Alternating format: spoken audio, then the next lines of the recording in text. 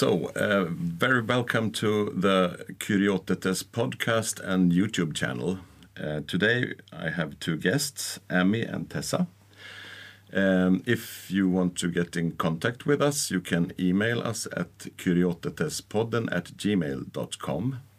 And you will also find us at Facebook and Instagram, Curiositespodden.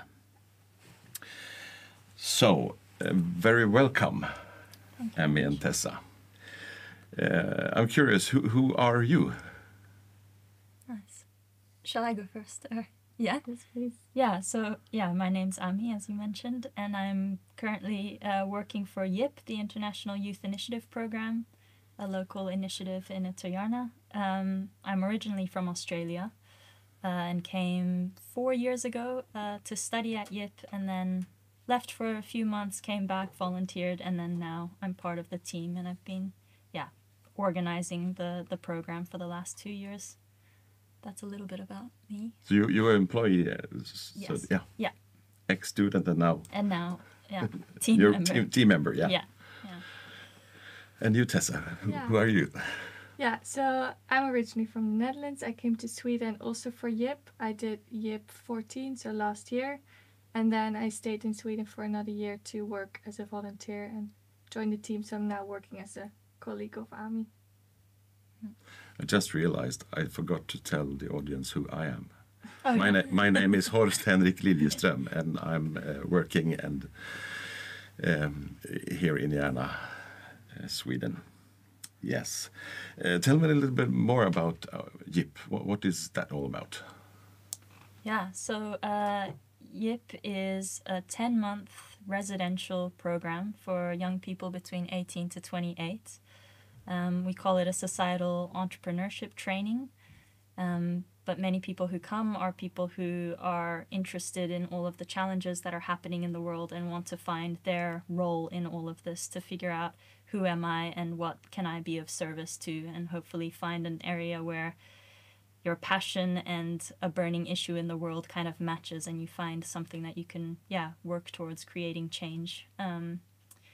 But it's 10 months, it's living together. It's normally between 20 to 40 participants from around the world. There's normally, 14, 16 different nationalities present in the group. And it's everything from making breakfast together, cleaning, courses, living together. So it's a lot of intense community time to support each other in different projects and initiatives that the individuals want to work on, but also meeting very interesting contributors who also come from around the world to bring input on different content. But maybe you'd want to speak to more of the... is it interesting to hear about the flow of the year, or a little bit more of the content, maybe? We could go more into the... Yes, please. Yeah, so the program starts at the end of August, and then we have around 8 weeks where we focus on the current fires in the world. We call this block the global realities. So we have courses like values and economics, or courses on agriculture, on power, privilege and oppression, on war and conflict. And then we move, after the break in the autumn, we move more inward. So then we've looked at, what's present in the world, what are the big challenges, and who am I, and what is mine to do. So there's more focus on inner reflection and inner exploration. We work a lot with art during this block as well. So we have courses like movement, portrait painting, storytelling. We work with our biographies. And then we have a winter break, and after this we move into the block where we really start working together. This is the community and collaboration block, where we focus a lot on community building and how to... So we've looked at what does the world need, and who am I, what can I change, and how can I work together with other people to make this possible. And that then results in a forum, an initiative forum that's organized usually beginning of March. This year it was titled Spark to Flame, and the theme was all about connection, so connecting to self, other, and nature. And this theme is really a topic that's present in the group, and the students, they decide what they would like to work on. Do you do that in a whole group or in small groups, or how do you do that? Yeah, so it's generally the whole group who takes on the organization of this forum, and then within that there are of course smaller groups that work on specific elements of the organization. So some people will really work on designing the program, and others will focus on the food. Some will focus on the marketing, others they split up and divide, but it's still held with the whole group together. Yeah, and after that, the yippies all go on their internships. Yippies are what we call the students. Yeah. For about a month, they're going into the world to see how does social change, what does it look like in practice? How does it happen in different places in the world? To get inspired by many initiatives that are already taking place. So that's where they are now. And then once they come back, the self-designed curriculum starts, and this is the phase in the program where they really transition from participants to organizers. So they will basically start organizing and designing their own program. And this is really the time where they can take their own initiatives and step into hosting and inviting other people to join their projects. And after that, we go on an outdoor experience to really celebrate the group and enjoy the Swedish nature and learn to live in the outdoors. Yeah, I think that's a summary. Yeah. And this internship, does everyone go to different places, or how does that work? Yeah, so in the beginning of the year, YIP has relationships with different organizations around the world. So we introduce those to the participants, and we support them in finding kind of a guiding question that they want to work with, like a research question or something, and then to see where does my research question fit, which organization does that fit with. And then they form smaller groups to go on their internship with. So I think this year there's 9 different locations, and the groups are between from 2 people till 7 people. Okay. And for 4 weeks they get to shadow an organization and learn what they're working with. Yeah. And that's all around the world, for example? Yeah, for example, India at Vandana Shiva's farm. We've had internships in Brazil, Sechem in Egypt. Where else? Lithuania, Bulgaria. Some stay in Sweden as well. Had the Philippines, so it's really Kufunda, Learning Village in Zimbabwe. There's a group going to Senegal this year, so really all over the place actually. Yeah, sounds really interesting. Great. I wish I were younger. And in beginning of January, you had visit from Dr. Vandana Shiva. And that was a block with different lectures. Tell me a little bit about that. So we were very excited to have Dr. Vandana Shiva. How come was that she was coming? It was a bit of a project that took a while to manifest. YIP had relations with Vandana Shiva many years back, but that had kind of gone to sleep. And then last year we connected through the internships actually, because we reached out to Navdanya, her farm, to see whether an internship there would be possible. And Tessa was one of the participants who went, and they all had an incredibly inspiring experience, which Tessa will probably share a bit about in a minute. But there we connected with Dr. Vandana Shiva and some of her colleagues, and asked her if she would like to come.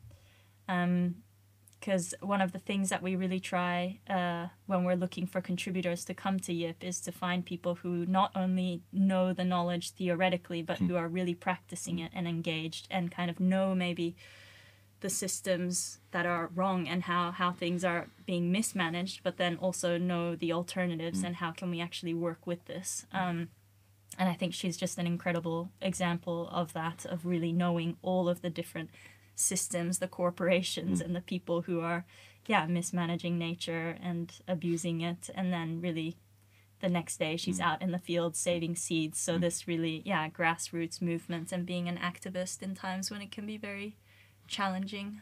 Could you tell me a little about who is Dr. Vandana Shiva? Yeah. I think she has been working for ages, and a little bit, my impression is scientist and also a little bit of activist, maybe?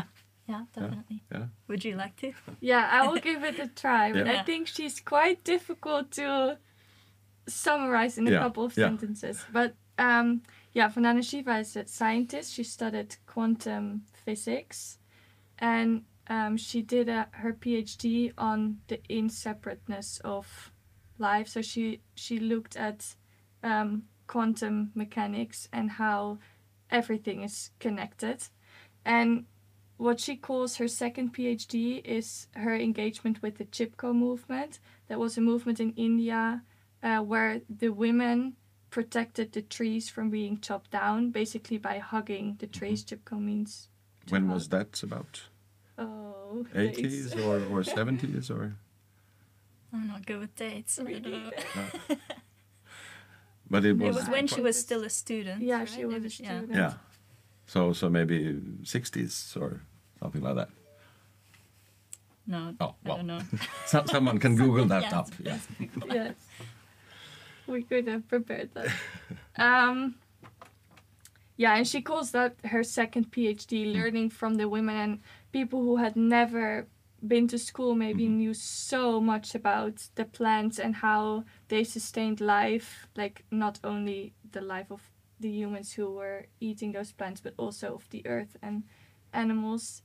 And I think this Chipko movement was also where she got involved with activism. She is very well known for her climate activism, and she's an advocate for seed sovereignty and land regeneration.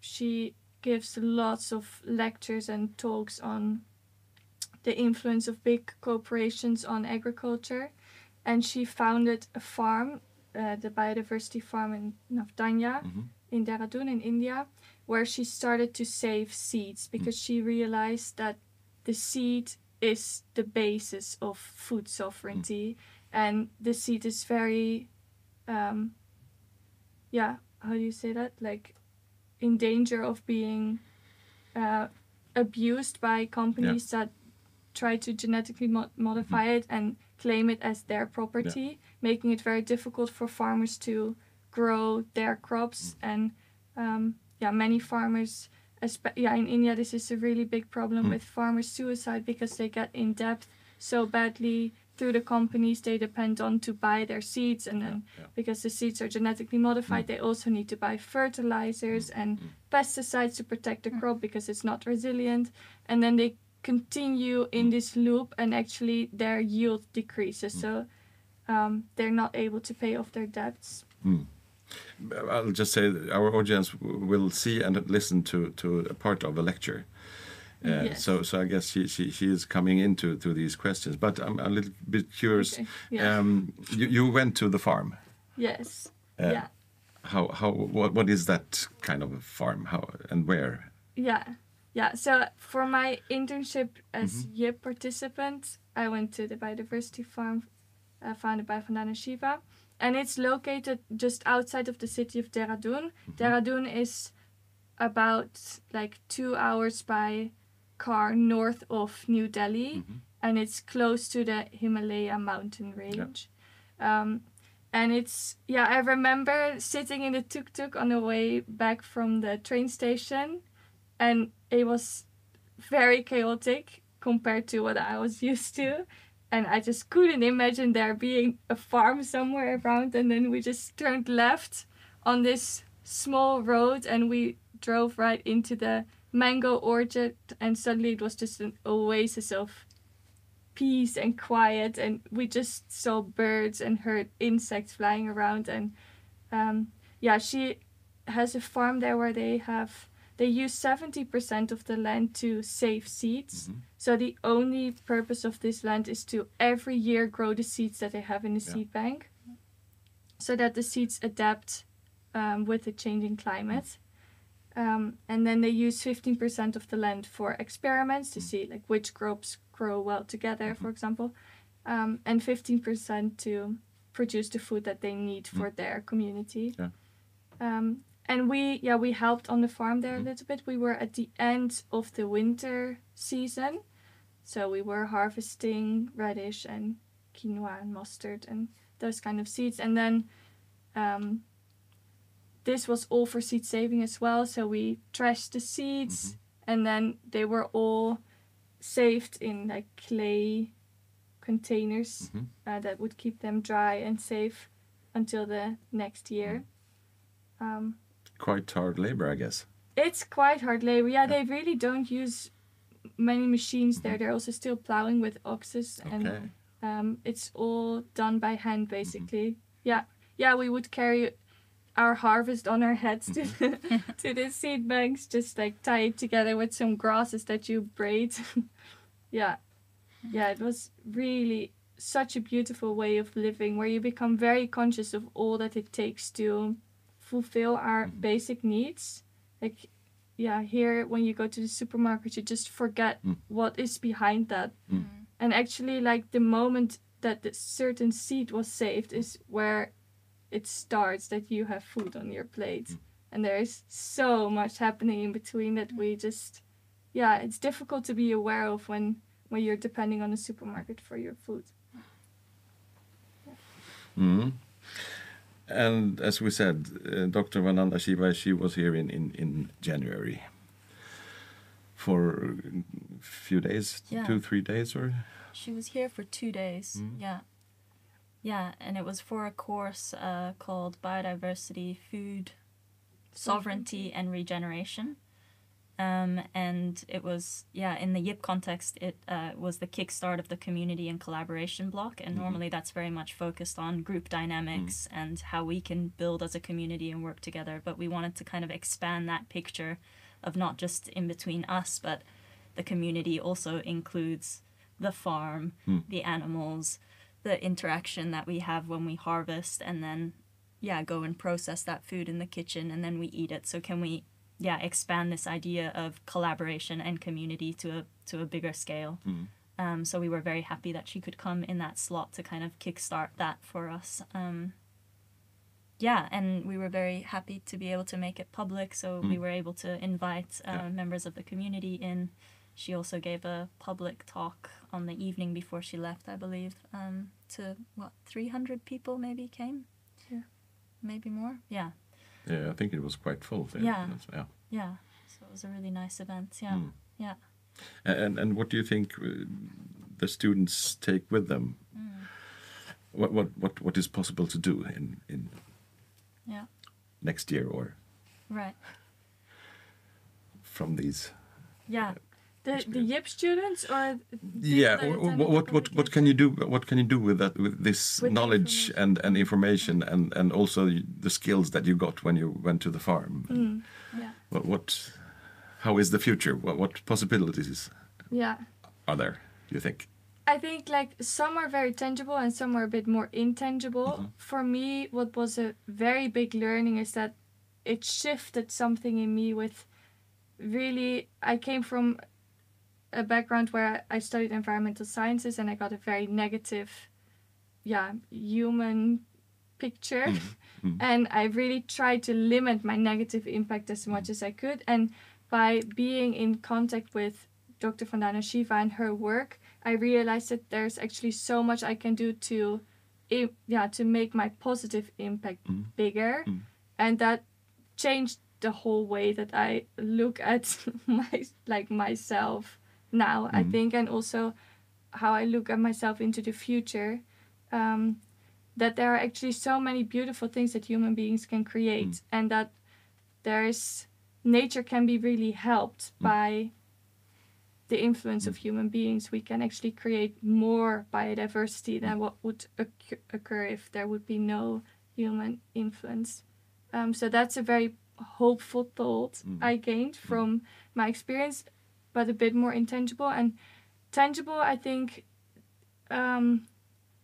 just knowledge around how to grow a garden, I think, and how to use certain plants also for natural pest repellents or on wounds or scratches or sunburn, things like this. And also just a very strong motivation to work with your hands and to follow what you really believe in. I'm trying to remember what the participants said, and I think one of the things I remember is that they were struck by her as a human.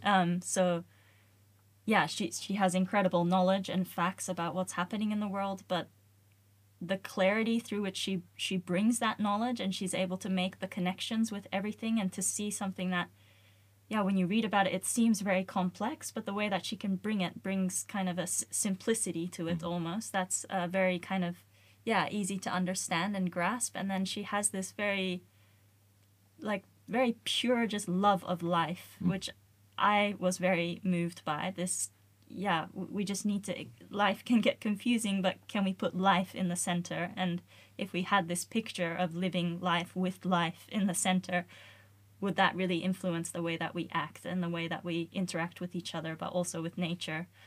So I think people were very moved by her kind of strength also to face I would go as far as calling it evil, these corporations and these people who really don't have life in mind when they're doing what they're doing.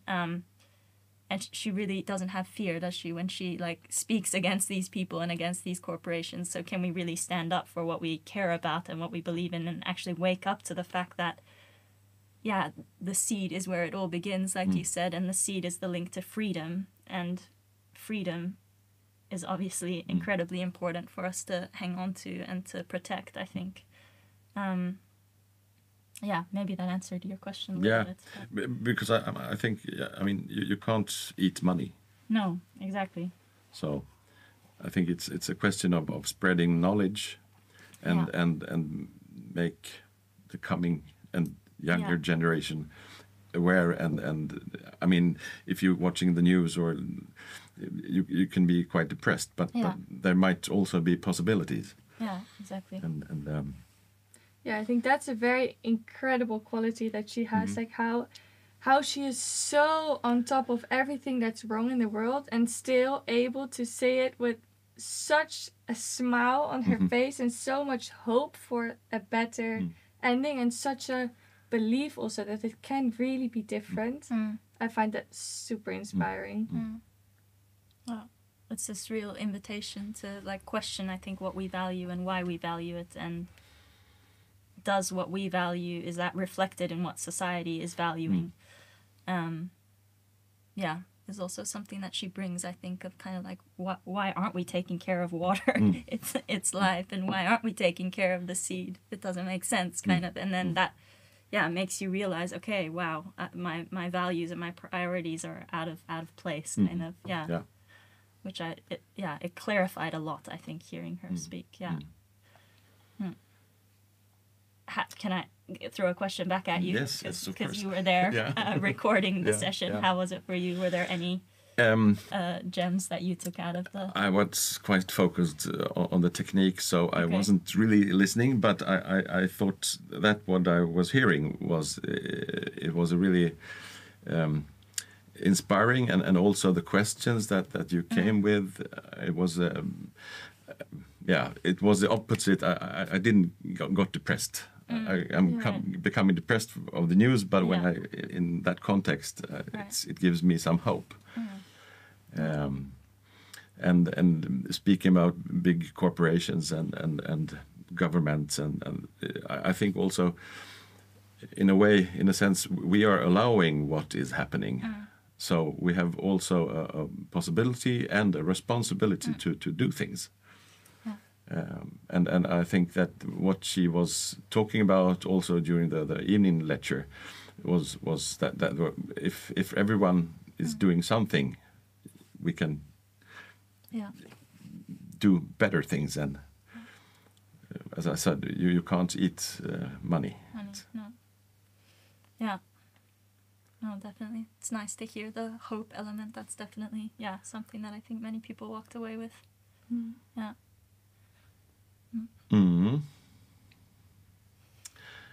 I don't really have more questions, but do you think you should say something more? Have we forgot something?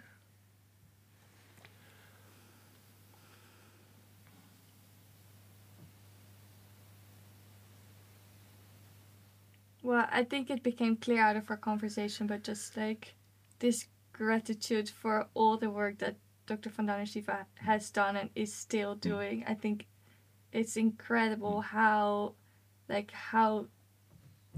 strong she is and how much she made possible for other people as well. And I think she's a pillar for so many people. Even people who don't know that she is. Yeah, and I think also she's a human being, one person, and what she has achieved. I mean, you're one person, you are one person, I am. Yeah. So we can, if we really try hard, we can make a change. I think. Definitely, yeah. Okay, thank you very much for coming. Yeah, it was really nice, and now the listeners and viewers are watching a part of one lecture. Thank you. Yeah, great. Thank you very much. Thank you. Tack så mycket. Tack så mycket. Yeah, so I want to spend this session on my understanding of how the economic system and economic models have a huge influence on the way we relate to the soil and sea and the food. And because, you know, I grew up in an India where the corporations had been thrown out. So colonialism was destroy biodiversity and only plant the commodities that are needed. And at that time it was cotton, sugarcane, cocoa, tea, coffee, that's it. So entire countries' landscapes were changed. And an agriculture of diversity was reduced to these few things. But at that time, the issue was, you know, it wasn't that trade had not taken place before. After all, India is the oldest trading nation, and we used to export spices. But I have worked with the spice gardens, which are thousands of years, same little plot. Just a 10 acre, not even a 10 acre farm. Smaller than that, 5 acre farm. Centuries they were lasted because they didn't eat up the base that supported them. There was a whole system of how fertility of the forest would be transferred to keep these systems, a circular system, bit by bit. And it's only when, and the price of spice used to be the real price of spice. So in Pliny's, you know, the Roman history is saying the Roman coffers are being drained to pay India for the spices. Or 10 ships used to come to take back pepper. And it used to be called black gold. Same as indigo used to be exchanged for back and forth. But then you wouldn't, you know, how much pepper do you need? A little sprinkling. And the trade was sovereign. It's part of food sovereignty. That the growers of spice chose the price at which they sold, and it went through small trade to those who would use the spices. And all the early trade spices, you know, the major ports of that time, spice ports. These valuable products ended up becoming colonial commodities. And the people here were still buying spice at very high price. But the growers were now starting to get less. And when the globalization of now our period started,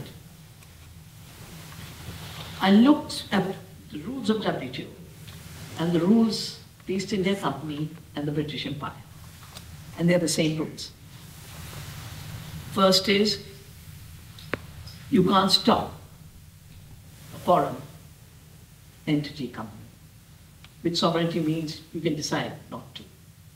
Second is, the international won't be taxed, but local will be taxed. That immediately changes the prices. So local always systematically gets more costly. And the third part was what we talked in the morning, the rent collection part. That those who are extracting claim to be creators and extract the value. In the GATT and WTO, 3 treaties were added that had not been part of international trade. Before that, international trade had been goods, but not food had been kept out of the international system. Because of the war, the Europeans had faced huge food insecurity. And they recognized that food is not a commodity. Food security, food sovereignty are the first reason you have agriculture and food policy. And then by then, the United States had allowed corporations to go very big. And the three big giant groups of corporations of a bad food system. Toxic seeds, which is Monsanto, toxic trade, which is Cargill, toxic food, which is Coke and Pepsi. Yeah? They actually basically shaped what's called the WTO rules. Only 3 treaties, all of them related to our food. The first was agriculture agreement, and you would think agriculture agreement has in it elements of how to treat the soil, farmers' rights, that you should have elements about actual agriculture practices. It has only 3 sections. One is export competition. Second is domestic support. And the first is market access, that a corporation has a right to get into any country that it wants to, and no country has a right to say no to them. And so that's the market access right. The domestic support is no country can support its farmers. And during the early days, I remember, because Norway had so many small farmers, and they used to subsidize them hugely. So a small goat farmer in the mountains had the same system of culture of living, same economy. And that's why people stayed out in the country. But local domestic support means what goes to the farmer. Even though the Norway farmer is not dumping on India. What the dumping is, the subsidies that actually go in the name of export competition. I give you a very simple case of those of you who read my book, Stolen Harvest. I wrote it during the time that soya dumping started on India. And overnight in 98, same year when Monsanto came in illegally, I think I'd just come back from a field trip somewhere in India. And we built global movements in the International Forum on Globalization. We built an international women's movement called Diverse Women for Diversity.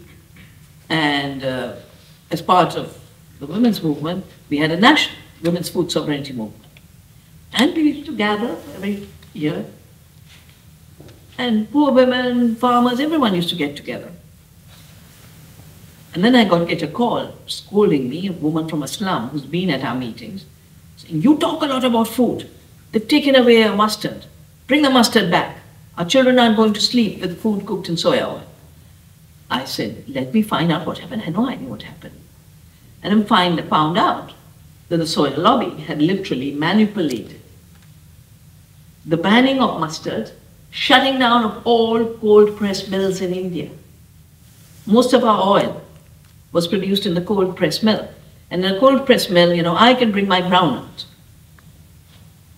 And you give me the oil, but the oil meal is the food for the animals that run the cold press mill. So it's a total circular economy. And no cash. So all mills, all the cold press mills, they call them honeys in Ireland, were shut. Only mustard in Delhi got contaminated, because if there was a contamination, it would have been throughout the chain, but only Delhi. And they said it's a dropsy epidemic, and we went to hospitals, there were no dropsy cases. And overnight, import duties of soya were reduced from 300% to 0. What does that mean? That the $190 subsidy given by the US government to Cargill can allow a dumping of cheap oil. If our tariffs had stayed, it wasn't cheap. And if the full cost of what it took to pay that soya, including the prices, including they don't call them royalties in America, they call them technology fees, which in my assessment is about $10 billion of extraction every year. If those costs were added, if the chemical costs were added, if all of that was added, we wouldn't have the fake cheap food. It's very much part of the global structure. How much is the global? So farmers, the support to farmers is being withdrawn. And one reason you've had a shift in politics in the Scandinavian countries is those global structures are interfering in your sovereign decisions. And by interfering in the sovereign decision, it's dispossessing large numbers. And by dispersing large numbers, it's polarizing society. Because then the dispossessed become available to find the enemies. You can either say, oh, here are the WTO rules. Monsanto and Cargill are ripping me off. Or you can say, oh, the migrant is stealing my job. And so you have this deflection. A deflection from seeing the structures and understanding the structures that dispossess you to falling into a politics of divide, rule, and hate and fear. So it's not an accident that the emergence of this politics of hate has evolved exactly at the same time as the globalization of our food system and agriculture. So all of American production was outsourced to China. Remember? So what happened when the Chinese did the shootings at Tiananmen Square? All over the world, people were saying, don't let China get into WTO. But who was lobbying for China? American corporations.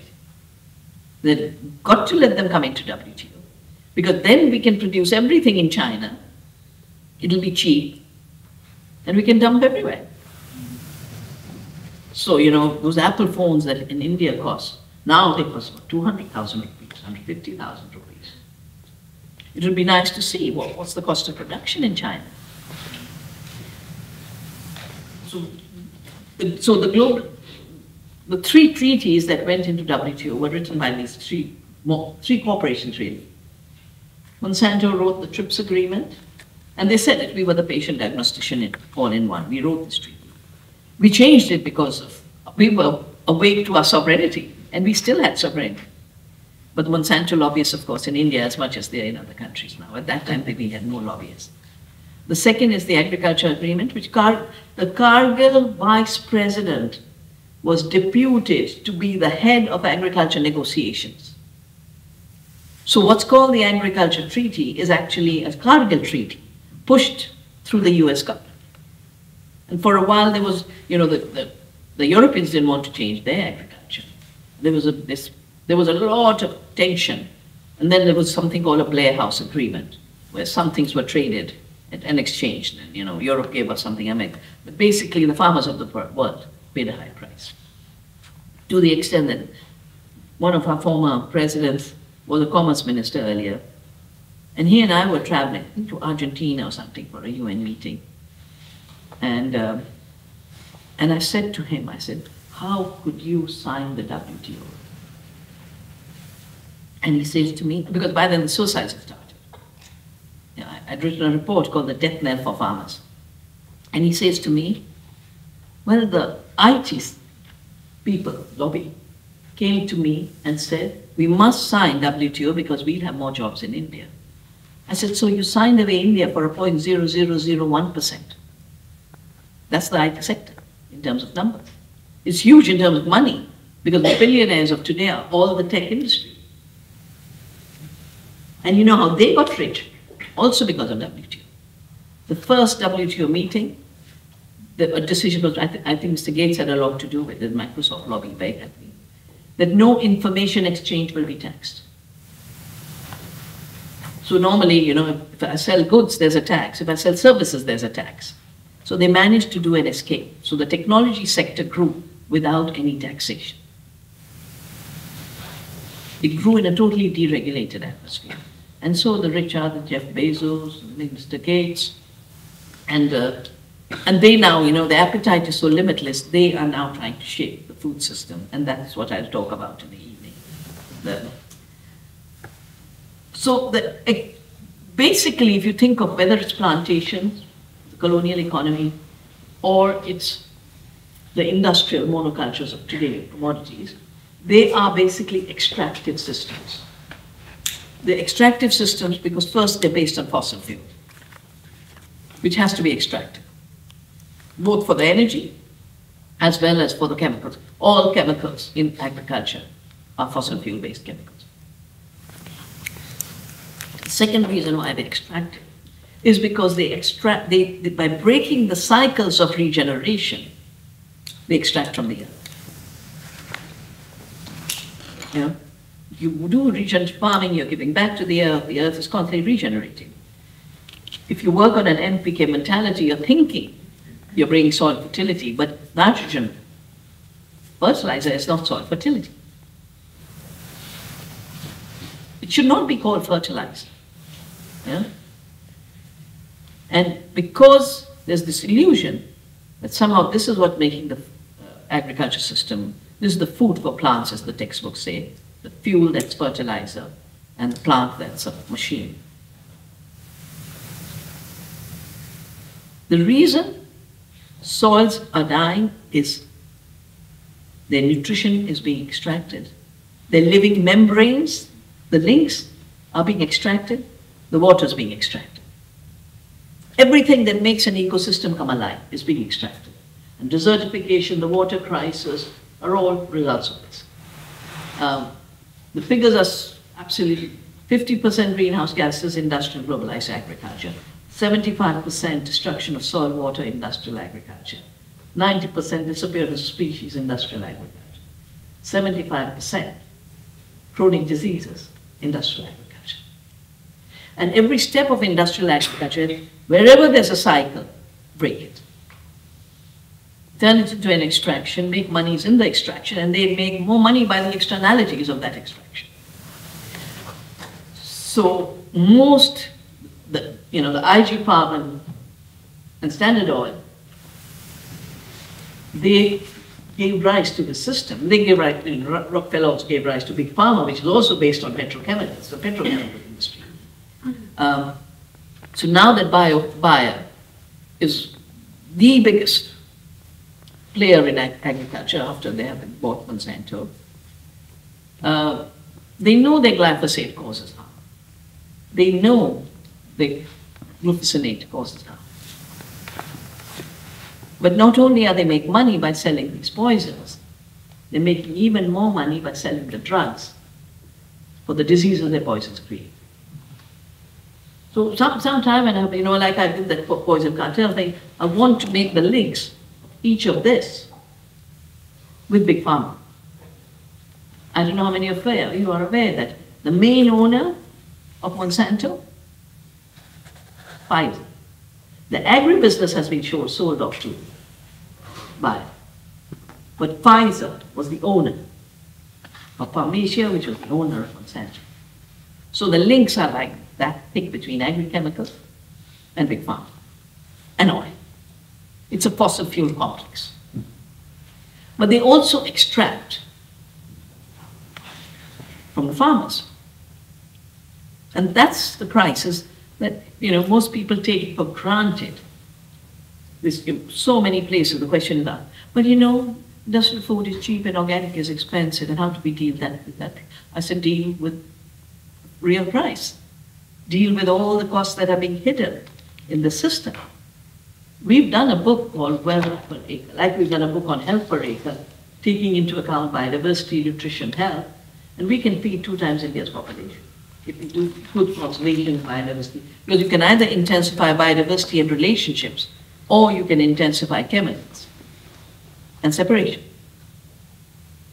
Because relationships in ecology are the basis of living processes, this intensification gives more life, more food, more health.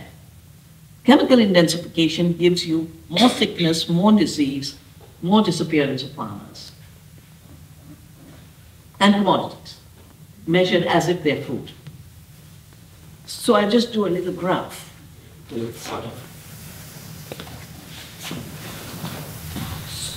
So, you know, the British had created famines, but in India is a very ancient food culture, and a very ancient, you know, so many of the systems that are ecological agriculture today, you know, Harvard came to India, wrote an agriculture testament, became organic farming. From what I know, Steiner came to India, and just so much of what's in biodynamic farming was part of what, you know, our women, I remember I had a visitor who wanted to teach biodynamic, so we had a women farmers from the mountains come in, and, you know, taking the horn and she got up in such a shout. She said, we used to do that. You know, take the horn of native cow and then make that into pepper. And we were told we were unscientific. And now you come and tell us to do the same thing. And the same is for something called a system for intensification, rice intensification that came from Madagascar. Saying, people used to do those kind of systems, yeah? So nothing, because agriculture is so ancient, growing food is something we've always done. It's the renewal of so much of the knowledge. Every time there's a crisis, that someone like Steiner comes up, someone like Howard comes up, articulates what's the problem and what's the solution. So India, of course, we weren't just producing the spices and the textiles. There were large parts of India that the British could not control, and those were the places you still see the remnants of agriculture of continuity, like the spice gardens, Kerala. But there was also an ethical norm in all our religions, whether it's Sikhism or all the faiths of India. The ethics was a trader can never take more than 2%. Now, in a local economy, you might have 3 exchanges. 2%, 2%, 2%, 6%. So the graph for India, I'm not taking the British colonial period, but the graph for India was a 6% difference between the farmers in price and the retail price. Food when it comes to you, 6%. Then the structural adjustments start to happen, and the World Bank interfered twice, but the big one was 91 structural adjustment. And here this polarization starts. And this is the key, to understand how it happens and to find ways to go out of it. Farmers' price start to collapse.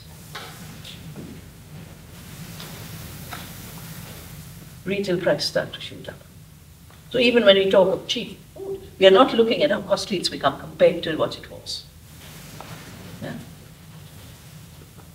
So I sat with my colleague, it was 50% difference a few years ago. And we projected it with, because the government stopped keeping data. Suicide's problematic, don't talk about the data. They stopped keeping the data of what's called the wholesale price and the retail price, And so you have to derive it much more. Earlier it used to just be official statistics. But we used the indirect statistics, and our assessment is it's 95%.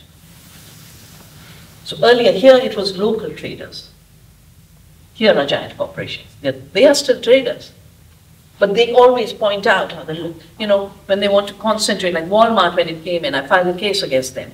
They were talking about how Indian trade is fragmented. I said, no, a person trading locally is not a fragmented entity. And you are not a holistic entity. You are just a big, giant controller.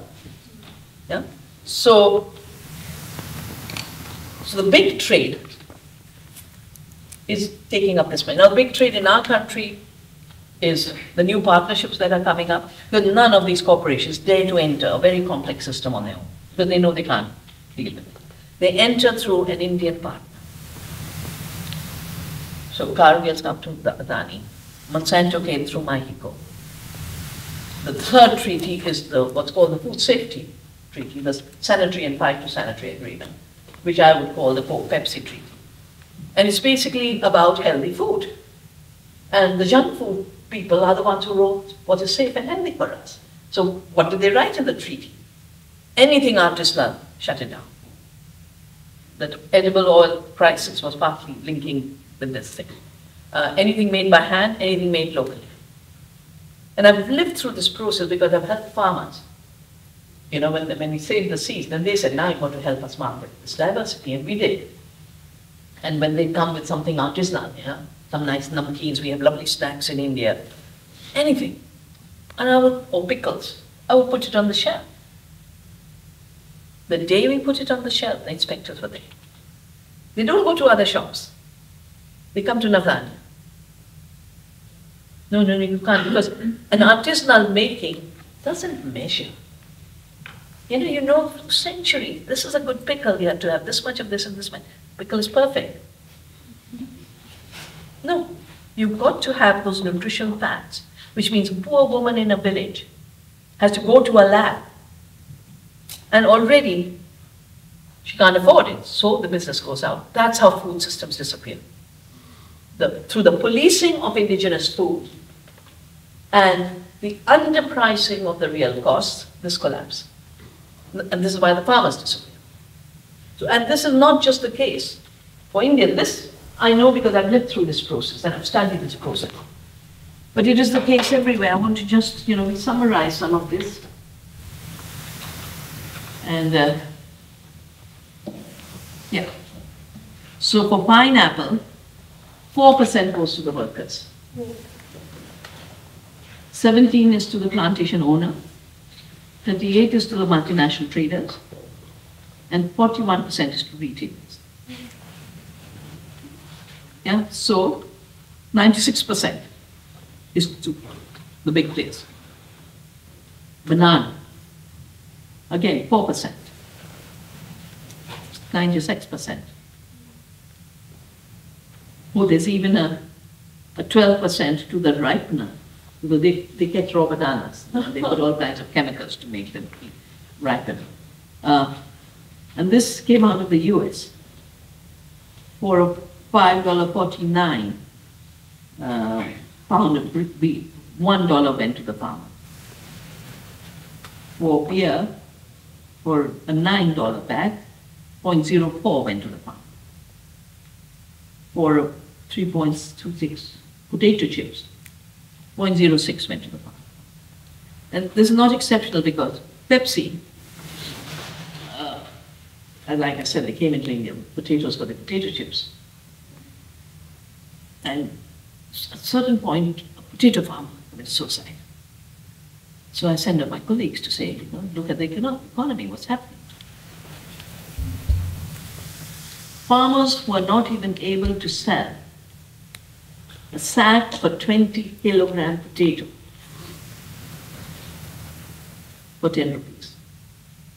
But the tiny little packet of chips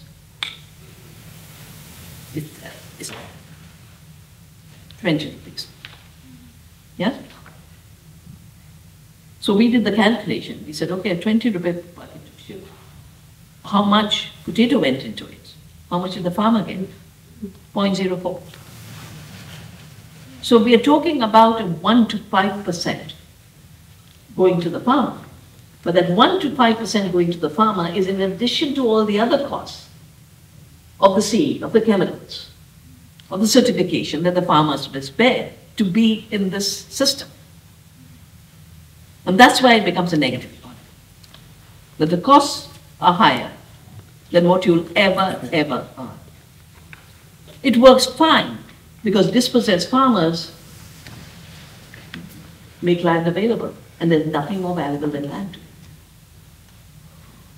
And want to see where Mr. Gates thinks the real value is?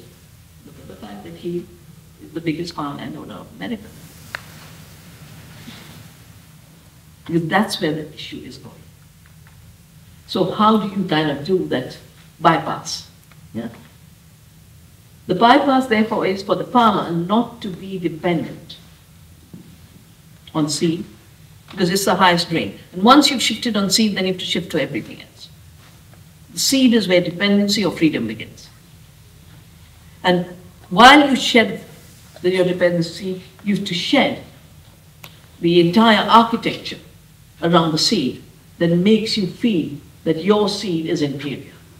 It's the construction of primitiveness. You know, our ancient grains were called primitive. That was in the scientific language. Our crops were called primitive. They called primitive cultivars. And the others are called modern varieties. But you know, indigenous seed growing today is a very modern variety, because modern is about time. So that's why seed banks are so important. We've got to reclaim the seed. And the minute you say, my seed is not inferior, and you recognize that our seeds were bred for nutrition. You know, a farmer who breeds seeds and eats the food will maximize the nutrition. Farmer who breeds seed for growing themselves will maximize the resilience. But if you grow food as a commodity, you will measure the weight. So I always say, you know, a food system guided from the container ship cannot be a food system. Because the container ship, and it's so bad. I got a letter from South Africa when I was working on Walmart, because they were trying to enter India. And the farmers of South Africa were writing to me, saying we've had to destroy apple trees and plant new apple trees because Walmart just changed the size of its truck. And so the crate size has been changed. And therefore the apples that fit into the crate has to change. Therefore the trees have to change. The opposite of what it should be. This is what the earth gave us. This is the diversity we have. This is the way we will build the diversity in our food system. Because a diverse production system needs a diverse distribution system. And a diverse food system needs a diversity in health. You know, that's what the gut health is about, diversity. You can pretend that a soya, you know, you can have soya oil, you can have soya milk, you can have soya bread, but as far as the gut is concerned, it is an attack of one mold.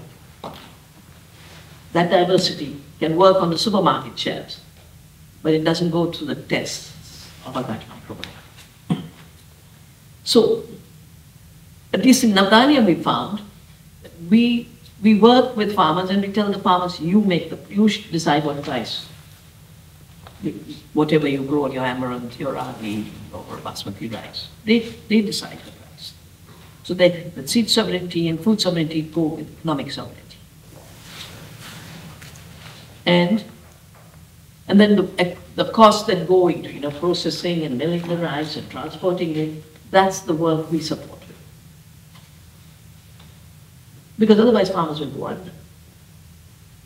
You know, they were not meant to do all of this.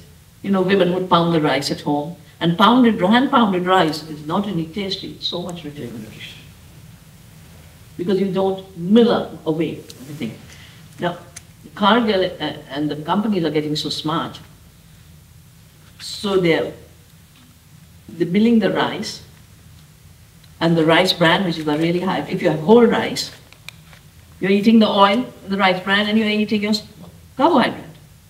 But they separate the rice bran, and now they go to villages with little machines and saying, we'll give you polished rice, taking away the rice bran. And that's where they're taking out the oil. And they're selling it as a health product. Or in wheat, you know, whole wheat flour is the whole wheat. The super refined flour has a wheat germ taken away. And look at the supplements and what they sell that price for. So they're selling the same thing, which instead of eating it whole, you are paying 3, 4, 5 times over because of the processing. So there are 3 levels at which the extractive extracts and where the circular can heal. The first level is the seed itself, you know, the material from where your food begins. The second is your method of production. Are you working in a circular economy? Or are you working in an extractive economy of production? The third is processing. Are you working in a processing system that is a circular economy? Or are you working in an extractive system of the kind where a car mill makes profits 5 times over and gives you ill health? Because the flour is dismembered. The bright polished rice is pure starch and it's giving. So because farmers in India were made poor and then the feeding programs depend on white polished rice and refined flour, poor people are getting diabetes in India because they're eating pure starch and nothing else, no dal, nothing, no roughage. And at one level, the processing industry, the ultra processing, it's not that we didn't process it in an oil mill at home. That's processing. But industrial ultra processing includes 2 things. One, you destroy the integrity of food. The second, you add synthetic additives which don't belong to food. So one of the most profitable businesses, especially since GMO soya came, GMO corn came, is high fructose corn syrup. They're not using natural sugar or beets or sugarcane anymore. High fructose corn syrup is a synthetic sugar made from corn as a raw material. But this synthetic molecule has never existed in nature, never existed in our food. And it goes and hits our liver straight. And in the US, we did a campaign of diverse women on this because babies were getting cirrhosis of the liver. Young people were getting cirrhosis of the liver. They weren't drinking. This molecule goes straight and hits the liver. And this research is there, but it did not come out because Philip Morris, the big tobacco dealer, made a deal with the government of the US because they were also the biggest high fructose corn syrup makers. They said, okay, we'll accept your tobacco ban, but you promise us that you will not regulate high fructose corn syrup and assist sale. So the processing system, right now, ultra-processed food is the cause of most disease of the world is recognized. The fourth element is distribution. Are your links between the grower and the eater intimate? Or are they anonymous? And all initiatives that are trying to build a food sovereignty system are one way or the other shortening the distance between the farmer and the eater. And the minute that's done, if you reduce the costs of production by getting rid of chemicals and what you see, you've already made your production system viable. Because what eats into your income is the external cost, external budget. And it's the 2 things that you need to break out of is one, dependence on the external input, which are draining, it's hemorrhaging. That's where the suicide of farmers are. It's hemorrhaging for farmers. And the other side is the slavery of the supply chain, which leaves a 1%, 5% in the hands of the farmer and ensures bad food comes to the eater. So the health of the eater and the health of the land and the farmer are one health. And that's the connection through which we have to build the systems. Some places those systems have been totally eroded, some places some remnants exist, but it doesn't matter. Because we can't say I won't eat. You can ask me this, the yogis and the Himalayan don't eat. But the choice right now is eating yourself to death and disease or eating health. And if food is about health, then eating healthy becomes an obligation. And eating healthy then requires your relationships with those who grow healthy. And it's part of one food system, one community. That's why I keep saying food is a community builder. Both because it's the currency. And another thing about this is I've said it earlier, but